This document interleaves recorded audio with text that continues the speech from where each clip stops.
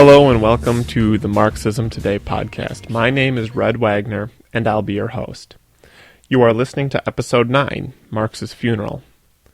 Many introductions to Marxism involve a lengthy biography, outlining each part of his life. In this podcast, I don't want to focus too much on the individual or on the particulars of his life, but today we will be looking at the funeral of Karl Marx, and specifically at the eulogy which his friend and theoretical partner Friedrich Engels gave there. First, a little bit of background.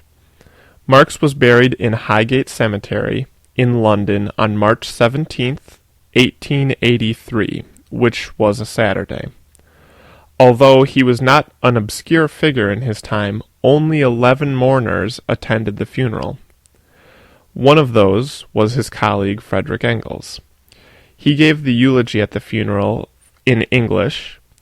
Later it was published in a German newspaper, and since then it has been retranslated back into English and published in many books and, of course, on the Marxist Internet Archive. In this episode, I will perform a reading of the speech. To my knowledge, there are no other audio recordings of this eulogy, or at least none made available for free. Following the reading, I will provide some commentary and reactions. Speech at the Graveside of Karl Marx by Friedrich Engels. On the 14th of March, at 2:45 in the afternoon, the greatest living thinker ceased to think. He had been left alone for scarcely 2 minutes, and when we came back we found him in his armchair, peacefully gone to sleep, but forever. An immeasurable loss has been sustained both by the militant proletariat of Europe and America and by historical science in the death of this man. The gap that has been left by the departure of this mighty spirit will soon enough make itself felt.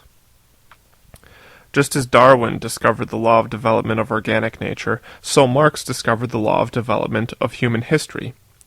The simple fact, hitherto concealed by an overgrowth of ideology, that man must first of all eat, drink, have shelter, and clothing, before it can pursue politics, science, art, religion, etc. That therefore the production of immediate material means of subsistence, and consequently the degree of economic development attained by a given people or during a given epoch, form the foundation upon which the state institutions, the legal conceptions, art, and even the ideas of religion of the people have evolved, and in the light of which they must therefore be explained, instead of vice versa, as had hitherto been the case. But that is not all. Marx also discovered the special law of motion governing the present capitalist mode of production and the bourgeois society that this mode of production has created. The discovery of surplus value suddenly threw light on the problem, in trying to solve which all previous investigations of both bourgeois economists and social critics have been groping in the dark. 2 such discoveries would be enough for one lifetime. Happy the man to whom it is granted to make even one such discovery. But in every single field which Marx investigated, and he investigated very many fields, none of them superficially, in every field, even in that of mathematics, he made independent discoveries. Such was the man of science. But this was not even half the man. Science was for Marx a historically dynamic revolutionary force. However great the joy with which he welcomed the new discovery in some theoretical science whose practical applications perhaps it is not yet quite possible to envisage, he experienced quite another kind of joy when the discovery involved immediate revolutionary changes in industry and in historical development in general. For example, he followed closely the development of the discoveries made in the field of electricity, and recently those of Marcel Duprez. For Marx was before all else a revolutionist. His real mission in life was to contribute in one way or another to the overthrow of the capitalist society and of the state institutions which it had brought into being, to contribute to the liberation of the modern proletariat, which he was the first to make conscious of its own position and its needs, conscious of the conditions of its emancipation. Fighting was his element, and he fought with a passion, a tenacity, and a success which few could rival.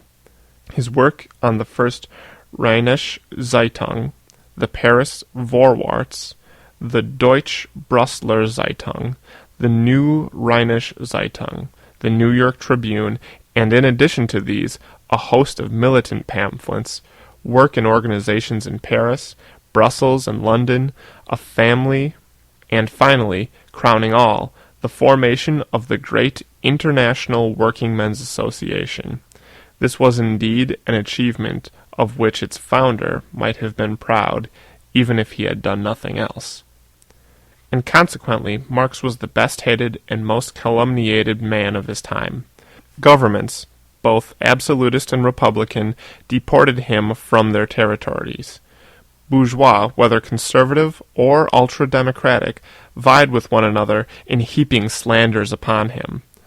All this he brushed aside as though it were a cobweb, ignoring it, answering only when extreme necessity compelled him, and he died beloved, revered, and mourned by millions of revolutionary fellow workers, from the mines of Siberia to California, in all parts of Europe and America. And I make bold to say that though he may have had many opponents, he had hardly one personal enemy. His name will endure through the ages, and so will his work.